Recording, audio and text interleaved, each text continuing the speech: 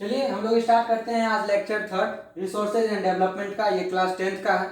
इससे पहले हम लोग पढ़े थे रिसोर्सेज होता क्या है और रिसोर्सेज का टाइप सब पढ़े थे कि कौन कौन सा रिसोर्सेज होता है। आज हम लोग जो टाइप पढ़ने वाले हैं वो है on the basis of ownership. Ownership के आधार पर रिसोर्सेज को कितने पार्ट्स में बांटा गया है। तो सबसे पहला है individual resources. These are also on privately by individuals. वैसा रिसोर्सेज जिसपे सिर्फ और सिर्फ एक इंसान का अधिकार होता है। जिस तरह जैसे मान लीजिए ऑनलैंड, कार्स, पॉन्ड्स एक्सेट्रा। ये ऑनलैंड यानी अपना जमीन, आपके जमीन पर और कोई अपना अधिकार नहीं जमा सकता, या आपके कार पर और कोई अपना अधिकार नहीं जमा सकता। तो इस तरह का जो भी रिसोर्सेज होता है, रिसोर्सेज क्या, वो सभी चीज जो इंसान की जरूरतों को पूरा करता है। तो ये कार भी रिसोर्स है, ऑनलैंड भी रिसोर्स है, पॉन्ड्स भी रिसोर्स है। अब ऐसा मत समझिएगा जो हम लोग बायोटिक पढ़े या मेटल्स, यही सब रिसोर्स है। रिसोर्सेज वो सारा चीज है जो इंसान की जरूरतों को पूरा करता है। अब आता है कम्युनिटी ऑन रिसोर्सेज। एक पूरे कम्युनिटी का अगर अधिकार होता है किसी रिसोर्सेज में। There are resources which are accessible to all the members of community. Example public park, picnic spots, playground. आप लोगों का जो प्लेग्राउंड होगा या पब्लिक पार्क होगा या पिकनिक स्पॉट्स होगा, इस पे किसी एक आदमी का अधिकार नहीं होगा कि मान लीजिए वो फलाना बाबू का जमीन पे बना हुआ है तो और कोई नहीं जा सकता, सिर्फ उनके परिवार का लोग जाएगा। नहीं, वहां पे हम लोग जितने भी आसपास के लोग रहते हैं वे सभी लोग वहां जाते हैं और एंजॉय करते हैं। ठीक है। दूसरा रिसोर्सेज आता है national resources. Technically all the resources belong to the nation. The country has legal powers to acquire even private property for public good. ये बहुत अच्छा लाइन है।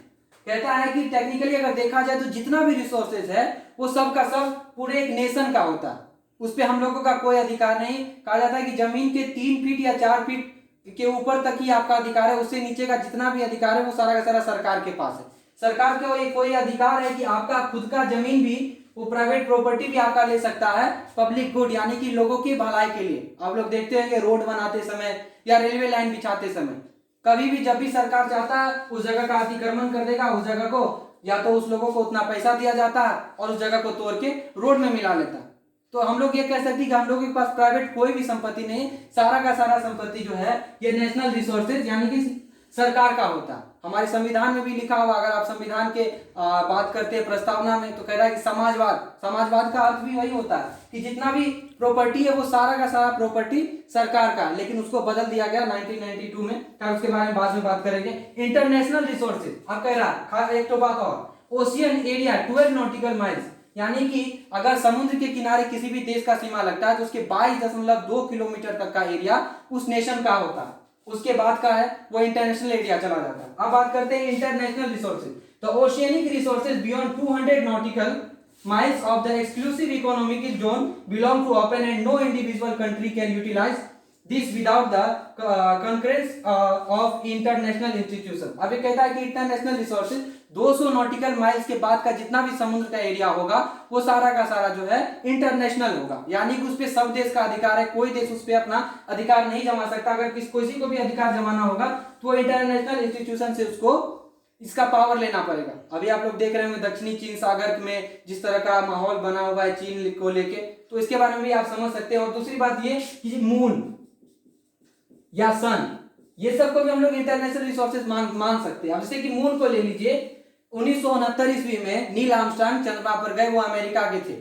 तो उन्होंने सबसे पहले चंद्रमा पर कदम रखा। तो अमेरिकी ये नहीं कह सकते कि चंद्रमा पर सिर्फ और सिर्फ मेरा अधिकार, चंद्रमा पर पूरे के पूरे विश्व का अधिकार है, उसके लाइट पर पूरे का अधिकार है, या सन के लाइट पे पूरा इंटरनेशनल यानी कि सभी लोगों का अधिकार। तो हम लोग इंटरनेशनल रिसोर्सेज में यही सीखे कि ओशियनिक जो पार्ट होता है 200 नॉटिकल माइल्स के बाद का, वो सारा का सारा पार्ट इंटरनेशनल होता है। अगर उसमें किसी का भी दखल होगा तो उसके लिए इंटरनेशनल इंस्टीट्यूशन जिम्मेदार होगा।